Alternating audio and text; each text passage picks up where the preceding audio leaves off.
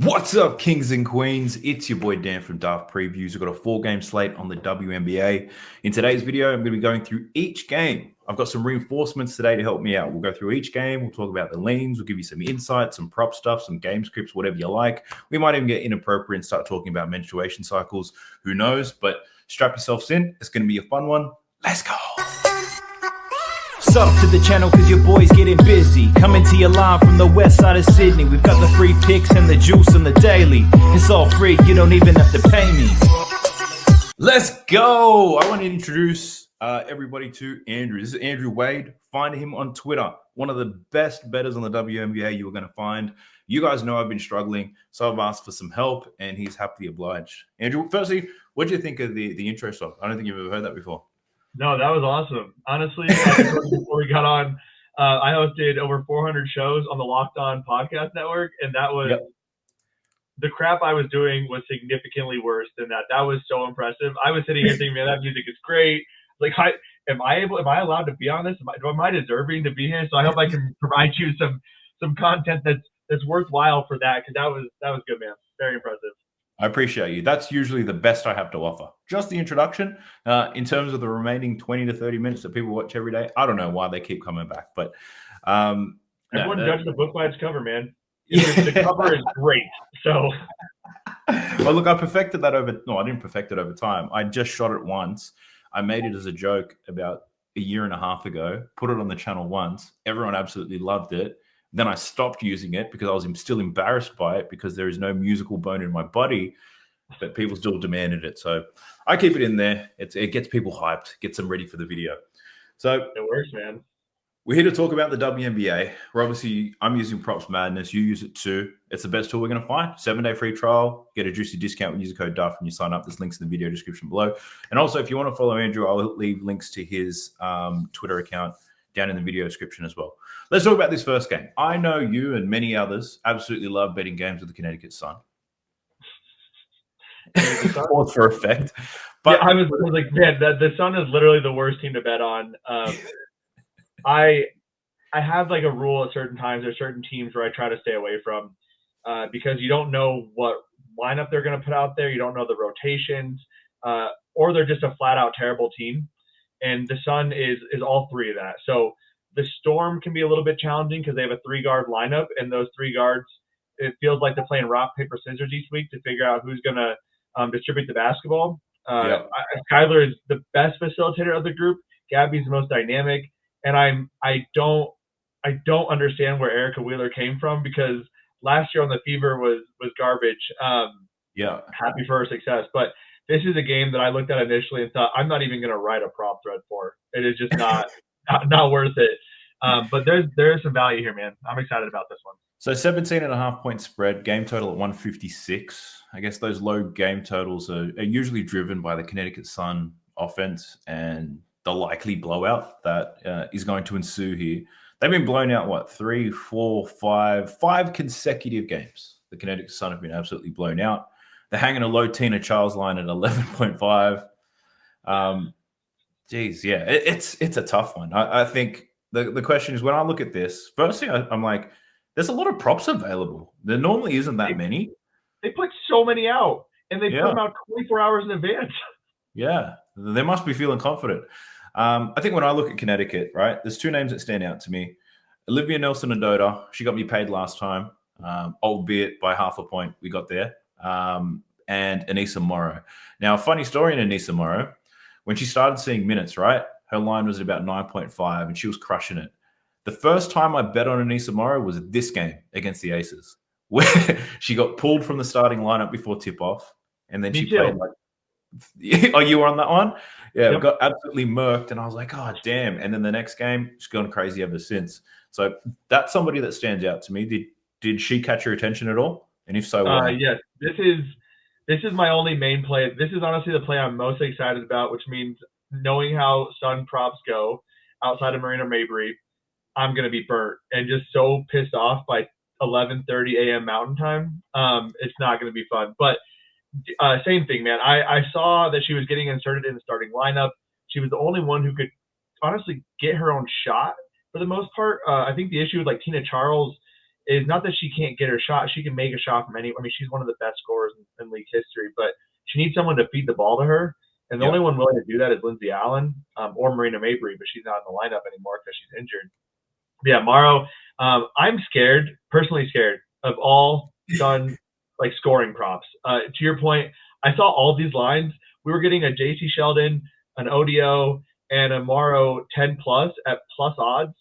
And any one of those three could score 10 points, but it's trying to pick which one. And I keep getting that wrong every single time I take a prop on one of them. But anyways, Morrow wise, I love the boards. That was the play I wanted to take. So when I did my research initially, I generally stay away from sun props at this point, especially scoring props, even if they look enticing. And then I thought about it a bit more. The Storm are one of the worst teams in the W in terms of allowing opposing forwards to get boards. And Morrow is going to get 20 to 25 minutes. She's aggressive on the glass. Tina Charles is the exact opposite.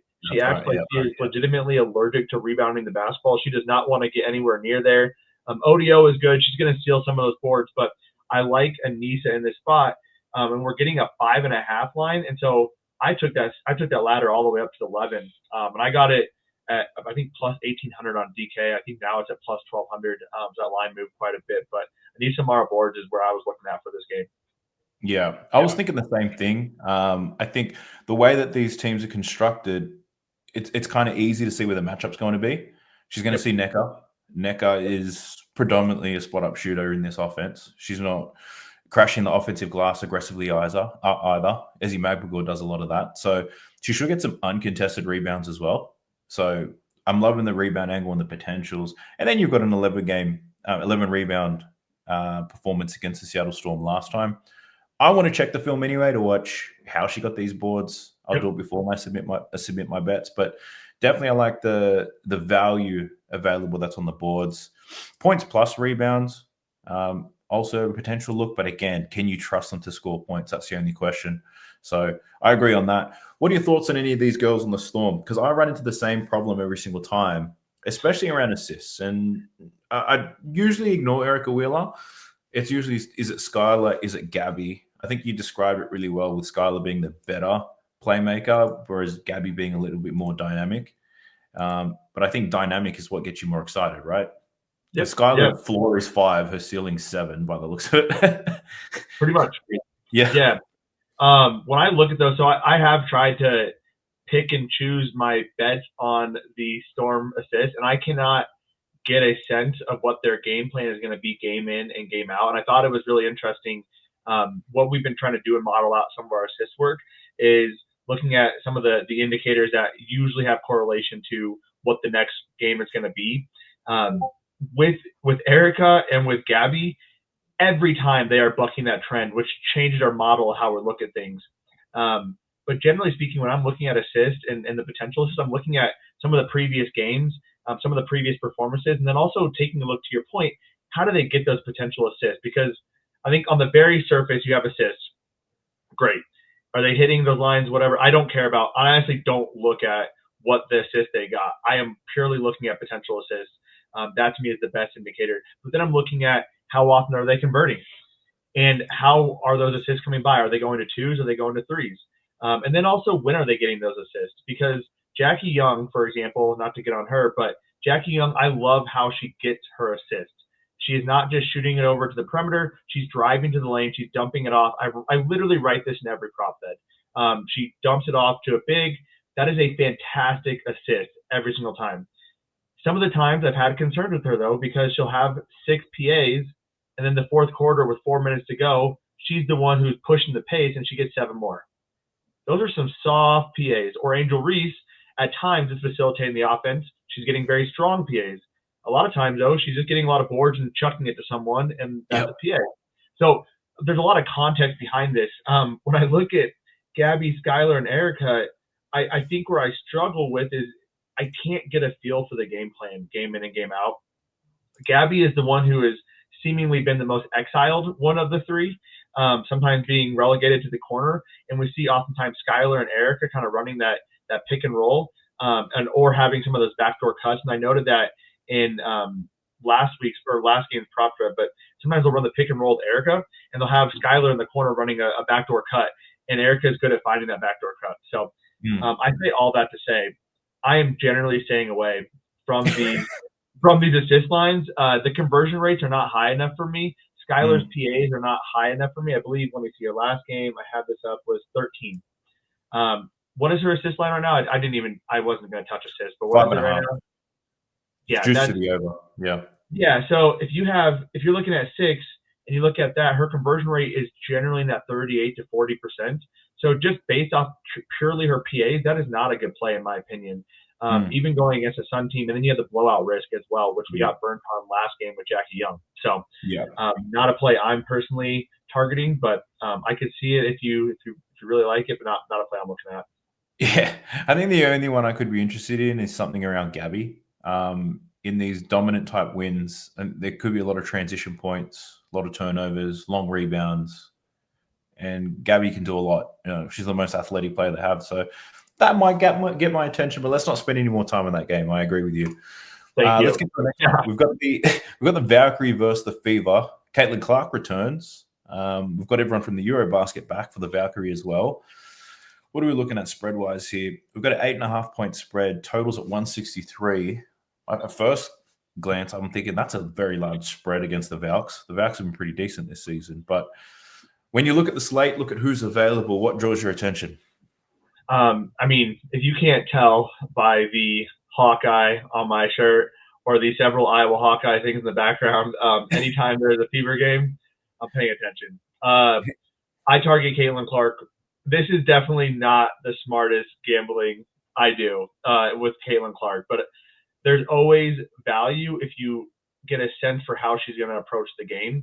And I think there's a lot of storylines you can utilize, and revenge games and whatnot you can utilize when targeting some W props. It seems like more so than in the NBA. Narratives play a heavy role. Caitlin Clark can get up for games, and you have to know which games she's going to get up for. And I think coming back off injury, coming back at home, going up against the Valks where Natalie Nakasi talked about, it was easy. We just put pressure on her. We got a body into her. I think you could target pretty much any Caitlin Clark prop, and I think there's some value in that. I personally took the assist line. When I look at this game, I think Aaliyah Boston has a good opportunity to score some points. I think Caitlin Clark is going to be the main person, obviously giving her the ball. I know there's been some chatter about Caitlin Clark coming off the ball. I honestly love that even more for her potential facilitation duties, because what they're trying to do is get her in space.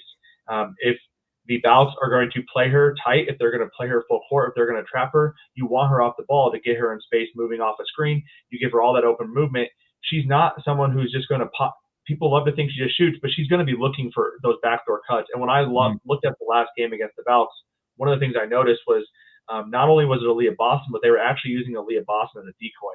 And so they would have Natasha Howard come up, set the screen. Aaliyah Boston would then draw out her big, and then Caitlin Clark would roll out. They would double her. She would pass it to Natasha. Natasha had, I think, 7 or 8 attempts just off a CC assist. So 8.5 line, I'm going to take that almost every single day with Caitlin Clark. I'm also dabbling with her points. I laddered that with another player as well that we're going to get to here in a bit. I'm trying to manage the risk, but I could have put back in 3 years ago, I probably would have had 4 different units on Caitlin Clark, but I think assist line is the one I'm targeting. I'll also probably sprinkle on the triple double. I think rebounds in an area where she can get some of those from the Valks who do like to bleed some boards to guards. So. Yeah, I'm with you on this one. I love everything about Caitlin Clark in this game. The narrative. I also love the fact that she's at home. For some reason this season, substantial difference at home, really around her shooting percentages. So whereas typically I've kind of avoided the points and dabbled with the assists, sometimes on the rebounds. At home, I love everything. Love the points, love the rebounds, love the assists. I could see myself just going for the PRA as a baseline play and then taking some risks around potentially a triple-double or 10 assists, 7 rebounds, something around that in a same-game parlay, depending on what odds I can get from it. But yeah, I like everything about Caitlin Clark here. And if they're going to play more off the ball, I think it works. The Valks, they do trap the key ball handlers a little bit more than other teams and kind of force the ball out of their hands a little bit. But I think Caitlin at home She's got the green light. She just hasn't shot well on the road. She'll shoot better today. And if she sees that thing go in, I don't think anything can stop her. I think she's that good. It's insane. And I think that's part of the issue. People are like, well, she wasn't shooting as much in those last couple of games. I think she was hurt. But to your point, if she hits one or two, it's game over. She's going to think it's the ocean, and she's not going to stop shooting that ball. So, I looked at the PRA. I think you can't go wrong. PRA, RA, A. I think doing purely just rebounds is probably the only straight I would not deliberately target unless you're doing some sort of ladder. Yeah. Yeah, especially at these odds. You don't want to play 4.5 at like minus 150. No. Well, I personally don't anyway. And if you can get 8.5 at plus money, that might be the go right there. But that line's going to move quick. Between 17 and 20 potential assist a game. Her conversion rate's pretty strong. It's used. I mean, we talked about going to threes versus twos. It's almost predominantly in the paint. It's just a matter if they can finish. And the Dogs, for as good as they have been, some athletic bigs can cause them trouble. And also sometimes you just got to say, is this matchup just too good? And I think CeCe and Aaliyah Boston and Natasha Howard, they play really well together. It's a tough battle to battle against. Yeah. There's definitely a lot of options here. Was there anyone else on the fever outside of CeCe that caught your attention? Or is it... No, I think at this point you could look at Kelsey, but her line's a little bit high coming off of what was that? It is high. I'm agreeing with you. Yeah, I mean, coming off of, she's had some fantastic games, but she's playing without CeCe. She's been, and I mean, I've loved the Kelsey Mitchell I've seen the last 4 or 5 games. Without Caitlin Clark, she truly is embodying a playmaker standpoint. I mean, she's, as opposed to just like, hey, it's me and I'm going against 5 people. It's like, hey, I'm going to draw people in and pass the ball, which revolutionary for Kelsey Mitchell, especially the Kelsey Mitchell we saw earlier in the season. So I think it's just too high for her. I don't think there's as much value. They can get out in transition and do well, but it's just, there's not value in that line for me at 17.5. I liked the idea of Natasha, but I was hoping to get, did I say 10.5? I saw Natasha at 13 earlier. Yeah, it's 10.5. Okay. That definitely dropped down because when I saw it, it was at 13 at like minus 125 on DK. And to me, 13 was a little bit heavy. Lines. That's where it should be. That's not where that should be with Caitlin. I was hoping I would get a Natasha like 8 or 9. I was praying there'd be an 8 or 9 line, and I was going to hammer that. But 10.5 could be a good look. I think he has some issues though with Dietrich being back. That eats into the minutes there. Michaela Henson being back eats into the minutes. Yeah, that's where I get worried about the ceiling of Natasha with minute play.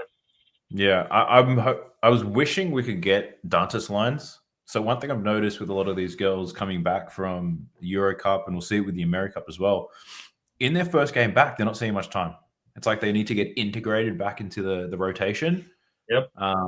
Like a lot of people, like let's say Janelle Salon when she first came back. I know a couple of smart people who just smashed the under in points, smashed under in rebounds, put them like just pounded it saying that they're not going to get minutes. They've just come back. And I was like, oh, come on. She's a great rebounder. I think I took under in Kayla Thornton thinking Janelle Salon was going to play more minutes.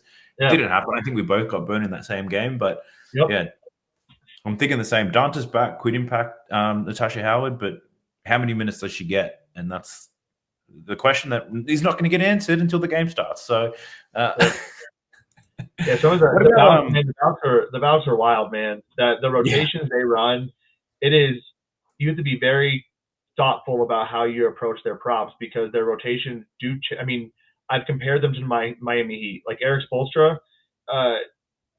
Sometimes he runs Hayward Highsmith, sometimes he runs Duncan. He changes it up every single game, and then I love that. It's great for the Miami Heat. It is just horrible from a prop betting perspective because you might have the best read possible, and then he's changing up the game plan. And Natalie Acosta is the exact same thing. Although Janelle, I really thought she'd be immune. I mean, she was looking like the star of the franchise as the building block of the franchise before she left. And she came back, and it's like, you actually don't matter. Veronica Burton's going to run this show, and we're going to play through Kayla Thornton and Monique Billings. And, Tiffany Hayes is going to be our, spunky shooting guard, and we're going to call it good and screw off and have a great day. Like, it is the wildest thing. I don't understand how she's not getting minutes. Janelle is a fantastic player. But yeah. Well, look, I can't complain with the result, right? The Valks are outperforming everybody's expectations, and a lot of that has to do with their coaching. So I think we're just going to keep our ear to the ground and find out if anybody's sleeping with the coach's husband or wife. Then we might see their minutes cut if she's like anything like Spoelstra. But on that note, no, not on that note specifically.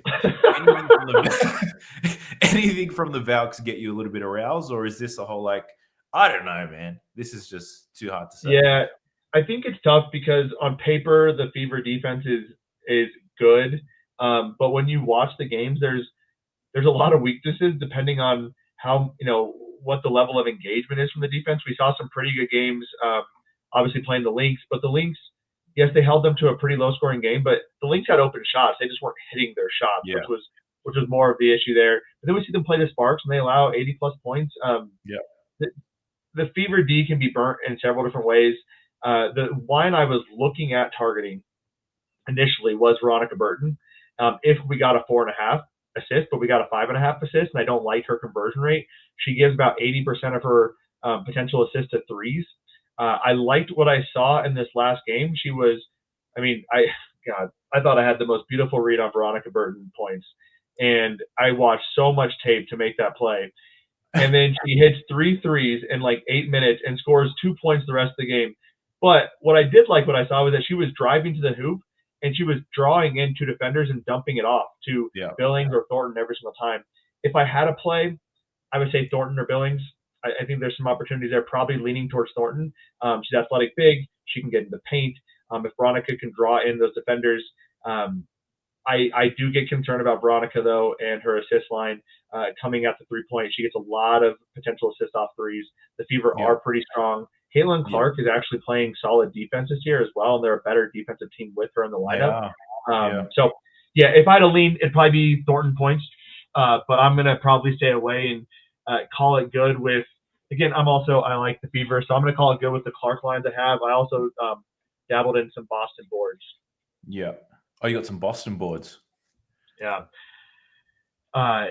Biggest thing here is with Caitlin in the lineup, Boston plays down low a lot more, and she has been incredibly aggressive on the glass. She is going to be guarding I probably Billings, and she's going to be closer to the hoop. So, whereas Howard, again, we talked about Howard, she's going to be playing out a little bit more, trying to give some more space. 8.5 is just too low for what I consider to be a walking double-double. Yes, especially with Caitlin. That double-double's alive every single night with Caitlin out there. My thought process was the same. I was thinking like the Valkyries live and die by the 3, meaning they'll take a lot of threes, but they'll also allow a lot of them. They're not going to allow many points down low. They'll force you to beat them from outside. Unfortunately, with Caitlin Clark, Kelsey Mitchell out there, plus the blonde bombshells, they might be in a little bit of trouble if they force that happening. But yeah, I like the angle for Aaliyah Boston boards. I'll be looking at something around a double-double or some sort of ladder there. Because Aaliyah Boston's like her scoring is up, especially with Caitlin too, right? So I think the risk here is if Caitlin sees it go in, maybe she doesn't find Aaliyah Boston as often as she would. But a couple of things for me to debate.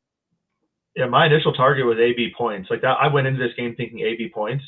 And then when I watched every single potential assist from Caitlin back again, I then noticed it on tape. Oh my gosh, AB is being the decoy here, and it's going to Natasha, which kind of changed my thought process. And I think you could switch up. I think Steph White does a pretty good job of that, but I'm not going to take the risk. Also, AB's points have gotten up a little bit higher than what I would like to have seen. Yeah. Are these lines changed? What are you looking at? Point? Yeah, I saw you had 14.5, but I saw it at 18 last time I saw it. Oh my gosh! Maybe you're from the future. Maybe it's another game. No, this. Wow. Okay. The lines have dropped, right? Yeah, the lines have dropped in the last 3 hours. So 14.5. She averages 18 with Caitlin, right? Yeah. 14.5. That's a little more tempting. Or that would actually probably be an area where I would maybe consider targeting the ceiling of that 20 and 25, and maybe pairing that with another big somewhere down the line. Yeah. I think Aaliyah Boston, Caitlin Clark, big game. Exactly where we don't know, but I think it's worth looking into a little bit further. This Valkyrie team's to stay away from me. I had the same Veronica Burton bet. in that last game. I took it for 10 and 15 points.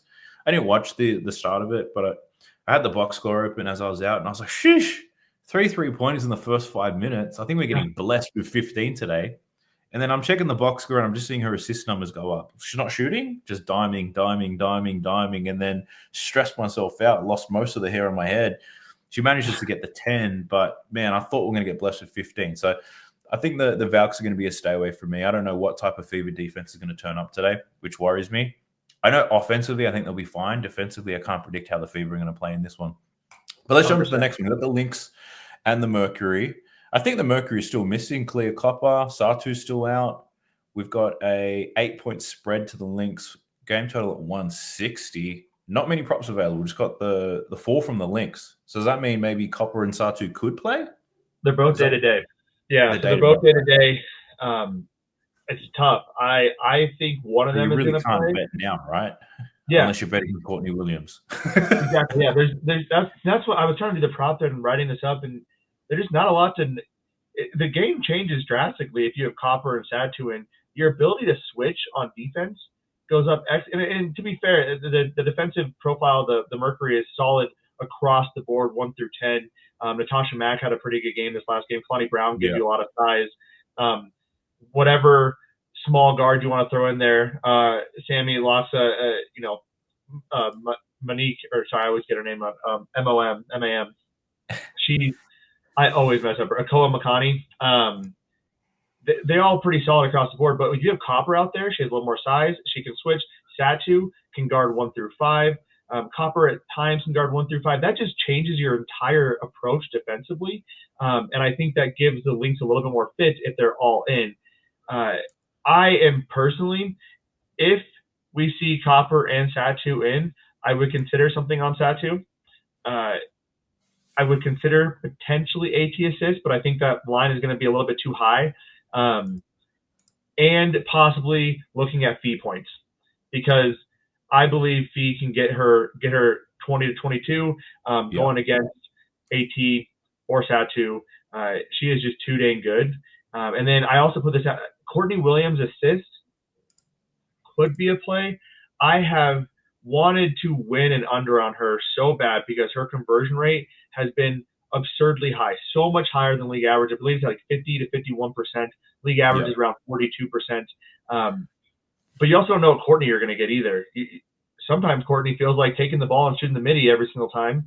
And sometimes she feels like involving her teammates. And it's so wild because the Lynxes are the best passing team in the WNBA. And you have Courtney. I think she's quality over quantity, right? If she's going to pass it, it's going to be a good pass. She's not LeBron. She's not going to get she's similar to LeBron, actually. Not going to give up an empty pass. This better result in a stat, or I'm not doing it. You better be literally standing under the basket with no one around you. Otherwise, I'm not giving you the freaking ball. So frustrating. Yeah, this is a weird game. The other thing, too, is these are two of the best defenses in the league. They're both fantastic at defending the three. There just isn't a lot to like, even if Satu and Copper are playing. I just don't see a ton of value in this game unless you want to target the unders. But again, you have to understand the defensive matchups, and I think you have to have Satu and Copper news to know what that is. If you're playing DFS, though, if Satu and Copper are out, I'm targeting Natasha Mack in DFS. Kalani Brown got a lot of minutes. I targeted her in DFS last time. It was fantastic. She's not going to get as many minutes with this, what I would consider to be a slightly smaller, more athletic lineup in the Lynx. So I would definitely look at Natasha Mack for DFS if you got it, or a PRA as well. Natasha Mack had 19 rebound chances and 8 potential assists in this past game, while being able to defend 3 through 5. So yeah, true. Well, Alyssa Thomas lines just popped up as we were talking. 14 and a half points, 8.5 assists, 8.5 rebounds. Her assists are at plus money on FanDuel. I don't hate the assist, but also AT is one of those who could burn you too. So 70 or 60% of her actual assists go to the 3. I think we're tracking as like 70% of her PAs go to the 3. Yep. I mean, if you outside of Sammy Whitcomb, no one can hit a shot. I know. And thank God for Sammy Whitcomb. I think she's 7-11 from 3. But Lassa and Akoa Makani, I think we're 4 of 20. Yeah. You have to think if you're going to go into AT getting 9 assists, that you think that one of those 3 can either have a phenomenal game or 2 of those 3 can have a good game. And I don't feel comfortable going against the Lynx defense and that perimeter defense, how good of a job they do at limiting threes in general, and then also limiting the effectiveness of those threes. They're great at closeouts. They're great at getting off pick and roll screens. Kind of scares me. AT 8.5, I'm sure people are going to hammer because she's been crushing some of that line, but I'm just going to stay away from it. Yeah. As much as I want to, I'll probably stay away from it as well, given the matchup. I know the thing with AT, right? You know she's going to be looking for it. So in that last game, I was foolish enough to bet on her points, thinking because in my mind I was like, the Mercury is so much smaller than Dallas here, even with Natasha Mack. I feel like their path to success here is to push in transition and make a lot of threes. So I was like, AT on the break, I think she get to the free throw line, she'll score. And I said the only way I lose this bet is if somebody, a Luxa, a Whitcomb, McCarney, if someone goes off for 25, 30 points, I think that's the only way. Because if AT sees the rest of her teammates scoring, she's not even going to look at the basket. No. She's not even going to look. After Sammy's first quarter, I was like, my bet's toasty. She was like in the mid-range, wide open, not even looking at the just looking to hand it off. And I was like, I'm toast. And I hate that she finished on 15 because it looks like she got close. Whereas in reality, it never stood a chance. Yeah, you got lucky. I mean, and I think that's why when you're talking about like line reading and stuff too, it's understanding that context behind it as well. Like, oh, hey, she was close. No, she had no chance. It was a dead on arrival.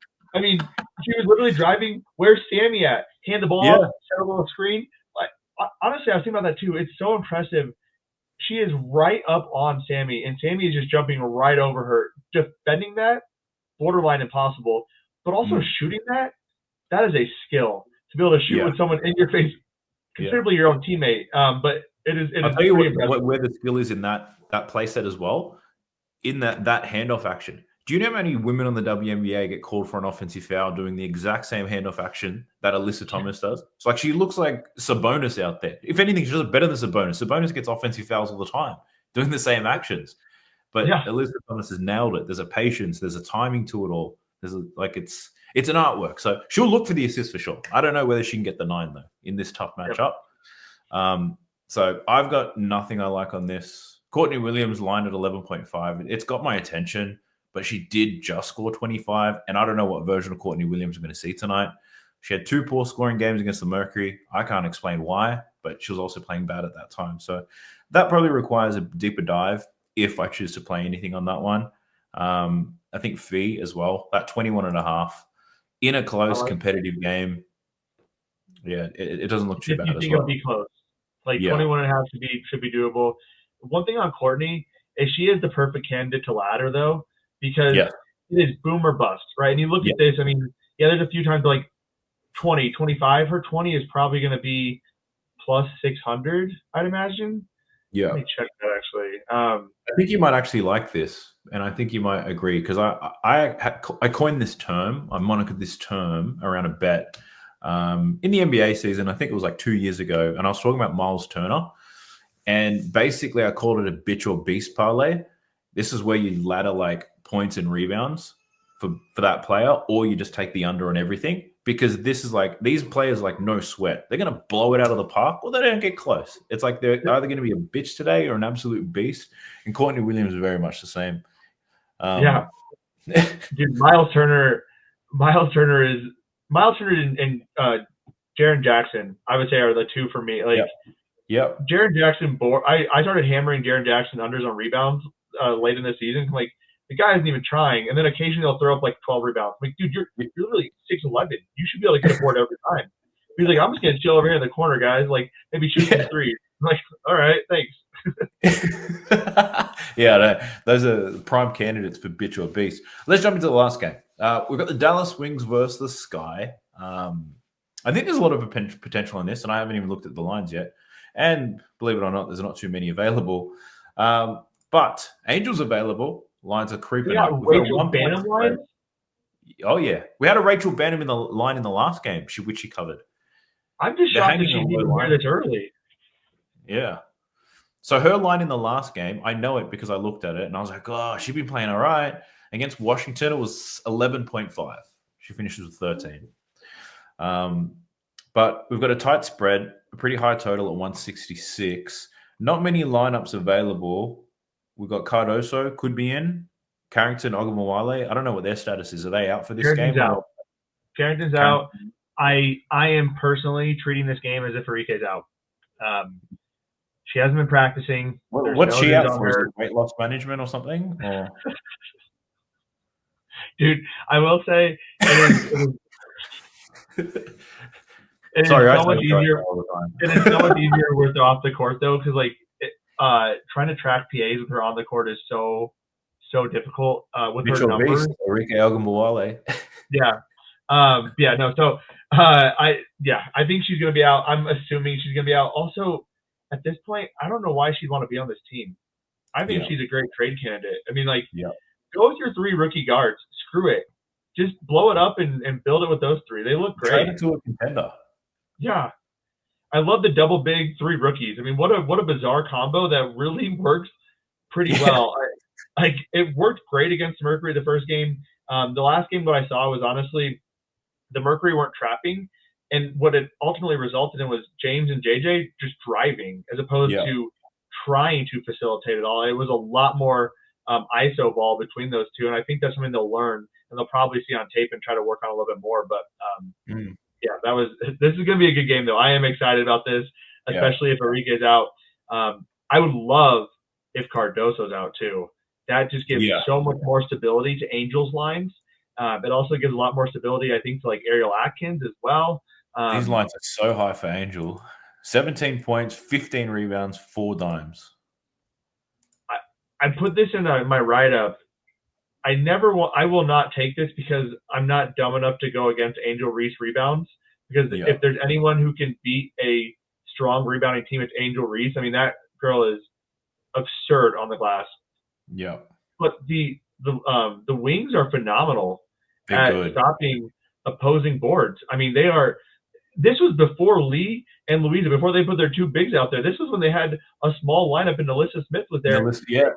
It made no sense on paper, and I'd watch the game like, I don't understand this, but their guards are crashing every single time. They did a fantastic job of defending that, and so Angel Reese boards is something I would be wary of targeting, especially 15.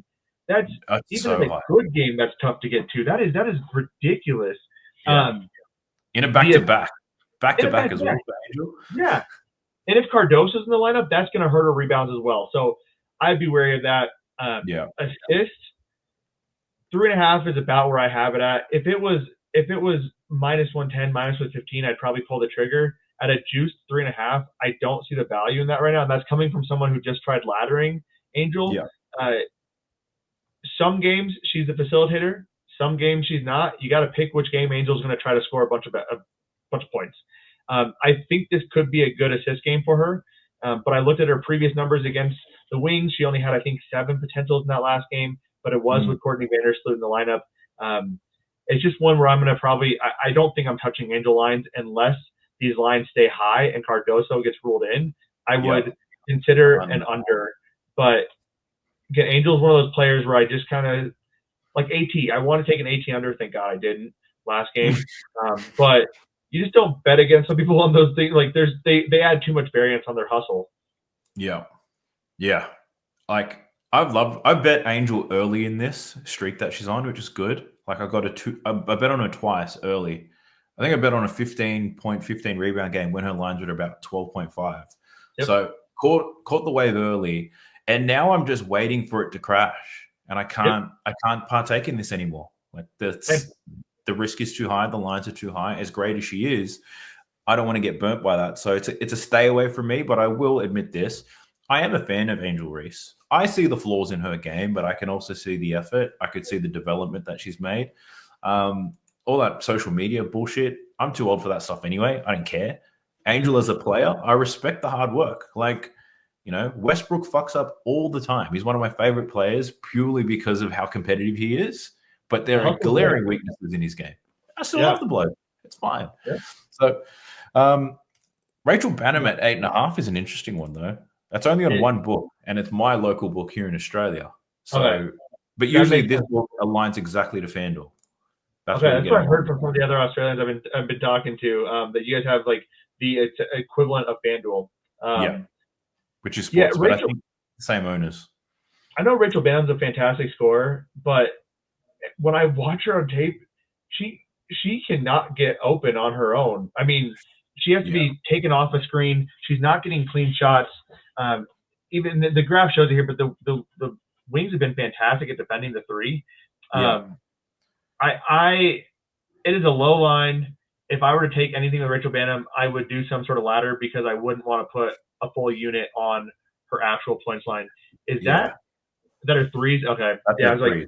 I'd take her for 3 threes because you'd yeah, probably get plus 200 here at least for yeah. 3. Because she lives and dies by the threes, and she's a chucker. Like the way she shoots, it doesn't matter how close to the 3-point line she is. I think her percentages don't change because she's just chucking it. So You're definitely getting that the will volume get my there. attention. I gotta say too, I gotta go back to your Reese comment. I got on her. Her 25 plus was 4,000. She missed a layup at the end of the game to blow that plus 4,000 for me. Her 25 plus right now is 650. I am so unruly mad about that. To have not actually hit 25 and not Yeah, give me that plus 4,000 again, just the story of my life with Angel Reese. But yeah, the assist rebound train that I've been on that, I think now is probably the ceiling and probably time to cash out or take it under. And sorry, yeah. I just want to make sure I made that point on Reese because I was so pissed about that plus 4,000. I was out like with my wife and some friends and like kind of looking at my phone and I see missed layup. You gotta be freaking kidding me! Not right now. Get to the line, Angel. Yeah, What about Paige Beckers? Paige Beckers. No love Rique. it. Usage is great. Consistent as hell. I love it, man. Bounce back spot too, right? I'm laddering Paige. There's not so this guy. It's so interesting. So if Cardoso's in, the area of weakness is going to be the mid It's even range. better for her. Yeah. It's so much better for her because Cardoso and Angel are going to be down in the paint. The paint is going to be very difficult to get to. Which if you get a JJ Quinterly line, I would look at highly at the under. She can't shoot the three very well. She likes to drive into the paint. That is not a good spot for her. Paige though, the midi is where and the 3-point line, but the midi is where the Wings are, or the Sky are going to give up a lot of points. And Paige coming off screens now as an off-ball guard is going to be fantastic. She's going to get a lot of looks right around the free throw line. She's so good at making those hits. She's better than all the defenders she's going to have on her. I believe I looked at it, and all 3 of the Sky defenders are I think 110 or worse from a defensive rating. When you look at like Bannum, Rebecca, Ariel. I love Paige though. I think this is the perfect right spot. She's coming off a bad game. She can score in a hurry. This is going to be her chance, I think, to shine. Yeah, I like it as well. That mid-range maestro, if Cardoso's in, destroy that drop coverage, preying on the big girls. Yeah, it's a lot of the teams have this, right? It's like you got really small guards and then a lot of bigs. I guess this guy actually runs some forwards as well. So, but I think but Dallas are running this 3-guard lineup too. I think there could be some mismatches here. And Paige, I do like the bounce spot for sure. They're like very quick and small to mini. I mean, those guys, like JJ is a lightning bug, and James has just been phenomenal. Her scoring ability, and I also like James possibly as well. Her ability to score in the mid and the 3-point line. High though, me. This 15.5. That is too high. Yeah, and she relies heavily on driving the ball and spot up threes. Yep. She'll get the opportunities for threes, but like even in that last game, I bet her over 12.5, I think, 13.5, whatever. That was a sweat. It's like, it was a sweat because she was bricking everything from range, but luckily she was driving a lot, had a lot of layups, floaters and such. May not be as easy here against the Sky. And at 15.5, I don't know if I could say I have an edge with this one because you've got an outlier against the Mercury. Volume has been there, but at the expense of Paige, who didn't have the volume and didn't get the minutes, where they were like resting her for some reason. But I got to say this, like I might get some my white girl summer. Well, I don't know what it's called, my white girl something going on with Paige Beckers and Caitlin Clark. Because with Paige, I like her points, assists, and rebounds in this matchup too. So the PRA look could be something that I like. The Sky, as good as they are at rebounding, a lot of these rebounds go long, and a lot of guards will get them against the Sky. Citrone just got 8. That's right. Yeah. I mean, And I'm fucking so angry about Citrone. I know you took something on her as well. I took her for Citrone 8, 7 Sabrina rebounds. 8. Yeah, I took Citrone for 7 rebounds and 15 points. Oh, damn. And I was like, I know the matchup is good. She should get in transition, get to the free throw line. Brittany Sykes is broken right now. Everyone's betting on Brittany Sykes. So Sykes not going to destroy the sky. I think that opens up some more things for Citrone. When I woke up this morning, because obviously that game was too early for me, I woke up and I checked and I was like, damn it. And always a bucket away. And I didn't take the 7 rebounds in isolation. And yeah, I'm a fool. So many missed layups. Dude, it was so many missed. There were several missed layups. I mean, she should have hit that. She should have hit that 15. I laddered her points, and I had laddered. So I laddered her points, and I laddered her rebounds, and then I added her rebounds in the ladder with Sabrina. And thank God for the rebounds. I think I cashed like a plus 2,000, a plus 5,400 for me having like Sabrina and Citrone rebounds. But the points, same here. Sykes' line was super low, but I looked at it, I'm like, she's not playing well. And they're starting to say, we're going to move this over to Citrone. Like, they're allowing Citrone to be kind of that playmaker for them, and getting a lot more usage, a lot more volume. And she should have hit. I mean, that was stupid. But that hurts. That sucks to know. That game was at 1:30 a.m. my time. So when I woke up, I just checked the box score and I was like, God damn it. And it wasn't because Sykes was good. The Mystics were just balanced today by the looks of things. She didn't see the volume I expected anyway, so you could say the read could have been better. Knowing she missed layups hurts, but this is the W, right? They're going to miss layups all the time. Like, they got Brianna Stewart, who's going to go into the Hall of Fame, goes 3 from 10 in the paint today. I only brought that up because I happen to bet on her. But anyway, back to my main point. These white girls are going to get me paid, I think. I like Paige Becker's everything about her. Points, rebounds, assists. I'll probably do some parlays with Caitlin Clark around Paige. This James line, a little bit too high for my liking. But Lee Yuru. So Dallas have their own version of the Twin Towers. Depends what color you like your tower. They've got it. We've got a German one, a Chinese one, a slightly tan variant. But a lot of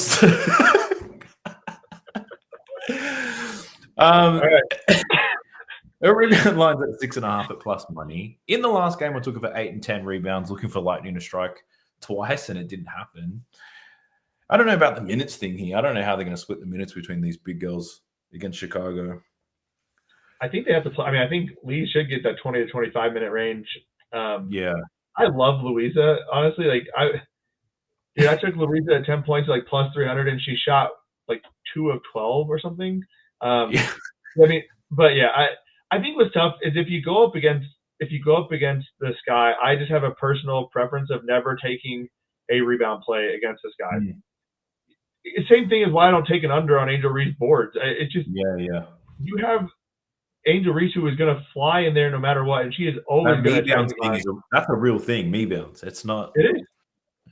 I mean, there's a lot of opportunity, but she's the one grabbing them. Like, good for her. But yeah, no, I'm going to stay away from Lee. I think there is some value in points potentially if you want to risk it. No, her and Louisa are getting opportunities, but Atkins, man.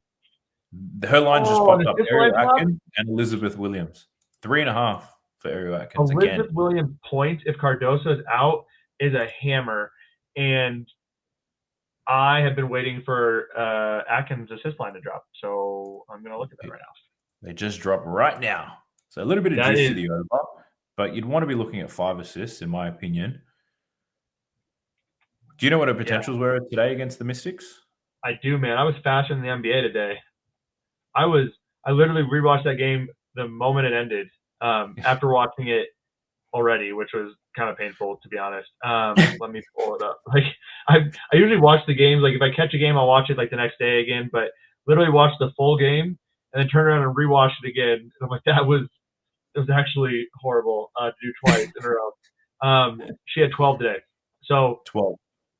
She's averaging 13.75 over the last 4 games. She had a high of 20, a low of 7. I've been waiting for this line, and I'm going to take it. So, have you seen a change in Ariel Atkins' potential assists with or without Cardoso? Obviously, the Vandersloot injury changed everything, but were they different with and without Cardoso, or they've been relatively stable? Relatively stable. The PAs have been relatively stable. How she's bringing the ball up has been relatively stable. With Cardoso, they try to clear out the paint a little bit more, so you see a little bit more Angel involvement on the perimeter because they're trying to just create some more space, which does pull into Atkins. But overall, Atkins PAs have been strong. Let me actually try to. I have 3 different spreadsheets up, so let me pull that up for you real quick. And who the hell is she passing it to? Dude. So Kia Nurse, like she has quite a bit going to Kia Nurse. A bunch going to Elizabeth Williams has been kind of the play lately. So it's been a lot of Elizabeth. Yeah, so a lot of Elizabeth and then some Angel. That's really her main thing. I can actually pull that up for Atkins. Let me see. So right now, all of her assists, it goes Angel, Camilla, Kia, Elizabeth, and it's all about the same. It's about 20% split on each of those, and the remaining 20 is across the board. But you got to think Elizabeth has not really been getting a lot of minutes until the last couple of games, so it's been highly into Elizabeth. When Elizabeth's not there, it's going to be Cardoso generally. Looking at her PA lines, so with Cardoso in the lineup, still strong. So she was Flute out, Cardoso in, and taking away those first game or two when they couldn't figure out who the hell was bringing the ball up. She's averaging 10.3. So a slight dip. Okay. Then you also saw Angel have a slight increase as well. So with Cardoso in, it looks like Angel a little bit higher, Atkins a little bit lower. So with that, I'm probably still going to take that 3.5. I am going to wait and see if Cardoso is in or not. And if she's in, I'll probably maybe hesitate on the ladder and maybe look at an Angel ladder. But if Cardoso's out, I will probably hammer an Atkins ladder. Yeah, that's what I'm thinking as well. That makes the most sense. And thankfully, this game is at 10 a.m. my time, so I'll be up at a reasonable hour to bet. You can actually take the plays. Yeah, like if I'm waiting on news, all right. If there was injuries I was waiting on in these first 3 games, I couldn't bet them because of the time difference. But this Wings one it looks like it's going to be kind to me as well. But so Elizabeth Williams and Eric Atkins lines just dropped, but Cardoso, got to keep an eye out. Keep our ears to the ground on that one. But yeah, look, I think that's pretty much it. That's all we got.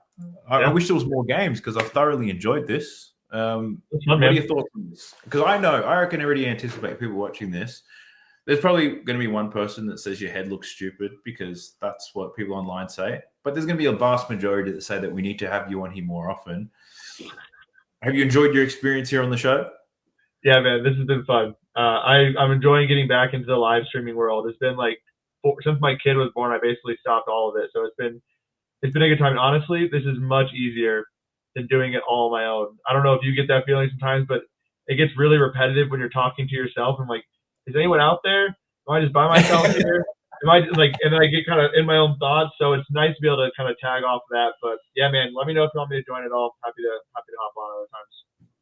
Absolutely. No, it's been great. And if we win a lot of money today, then you might be the good luck charm that I've been looking for. And I'll have to get you on here every single day. So we'll do our absolute best. But this has been a blast. I appreciate you for coming on. Best of luck to everybody if you're betting on this slate, whether it be the WNBA, if you want to throw your money away betting on MLB. I just wish you the best of luck. Gamble responsibly if you want to. Sub to the channel cause your boy's getting busy. Coming to you live from the west side of Sydney. We've got the free picks and the juice and the daily. It's all free, you don't even have to pay me.